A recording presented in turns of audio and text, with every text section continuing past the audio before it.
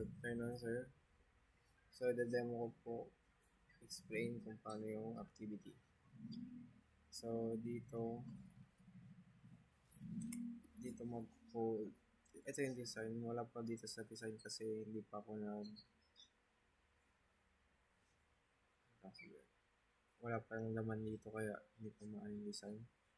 So, dito yung code na to is unahin ko muna to.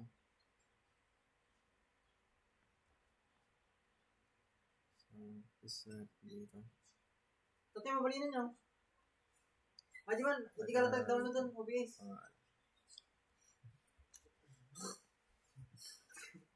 Paingkong! Gawin nga eh.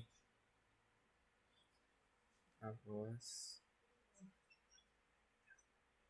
next, try natin siya i-run.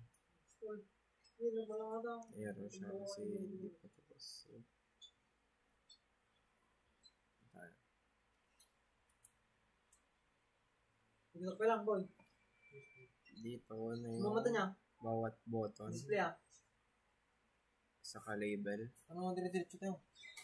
Mga dapat oras. Ano mo dapat? Start tayo so, dito sa public. Hanggang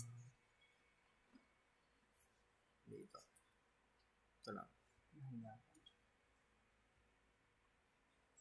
Natin siya. Next. O dito na-insert na natin yung mga label ng design. Naset na rin yung fonts and dito rin yung name, gender, kung female or male. Radio button kasi radio button siya kasi yun yung design na bilog kung anong gender mo doon. And other kung ano kung anong lahi mo. So dito naman sa button ng group mag-add lang. Dito naglagay din ako ng label na username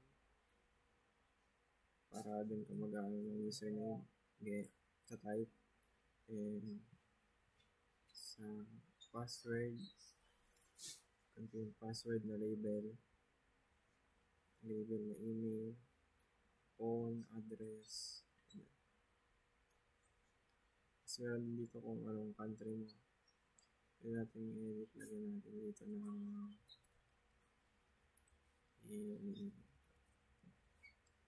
yes. Submit. Yan. Then, next, ito.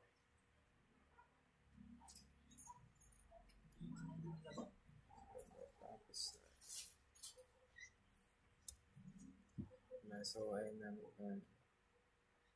So, pag niran natin, makikita natin yung design. So, natin i-run. Yan na siya. Dito, pwede ka mag-type. Yan. Ito yung sabi ko kanina na radio button. Ipili ka. Kaya sa radio button. Ito kung mga to. Ito yung label. Ito yung parang text box nga din ka maglalagay. Insert. Sa country. Ito ang select country. Label. Na country. Tapos ang gawin ng select country dito. Kapag pinilot mo ito is lalabas itong mga choices. Kaya siya combo box. Kasi marami dito. Philippines. Then submit, reset, close. Yan. So, function na lahat.